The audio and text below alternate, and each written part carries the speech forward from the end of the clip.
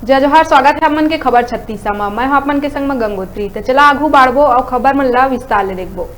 बेमेतरा जिला के नगर पंचायत देवकर में बने गौरव पथ में हुए कथित भ्रष्टाचार ल लेके भारतीय जनता पार्टी जिला युवा मोर्चा इकाई द्वारा नगर के स्टेट हाईवे सरकार के खिलाफ नाराबाजी करते हुए नगर पंचायत अध्यक्ष जंत्री बिहारी साहू पर भ्रष्टाचार के आरोप लगाए गए। जी हाँ, यह युवा मोर्चा और भाजपा के बड़े नेता मन सरकार ऊपर भ्रष्टाचार ला बढ़ावा दिए के आरोप लगाए है।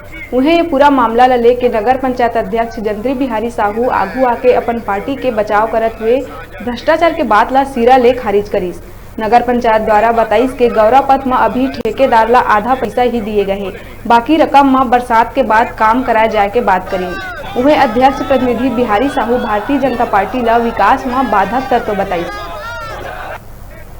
था, लेकिन ये लोग वो पूरा उसमें भ्रष्टाचार करके सारे पैसे का बंदर बांट कर लिए हैं। 20-30 लाख रुपए में कहीं की राशि उसमें सड़क बनी है, उसका कहा जा सकता है कि अब तक 75 तो मैं भी हड़बड़ा गया, क्या हुआ तो 75 लाख की सड़क 75 दिन नहीं चली। ये बहुत बड़ा मुद्दा था। इसकी जांच के लिए उन्होंने चरणबद्ध तरीके से यहाँ के नगरदार द्वारा गौरव पथ के काम जारी है।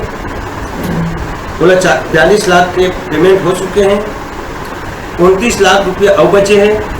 उन्हें हम अब काम कराबो, उन्हें नोटिस दे चुके हैं और भी आश्वासन दे हैं कि मैं बरसात की बात करूँ। देख सकते हो कि अभी हम नगर पंचायत देवकर में हम जहाँ पे हम अभी अध्यक्ष महोदय नगर पंचायत और उखर अध्यक्ष प्रतिनिधि बिहारी लाल साहू से बात करें ने मामला में भ्रष्टाचार के मामला में से पूछे जी तो कुल मिला के सिरे से भ्रष्टाचार की बात नकारत है।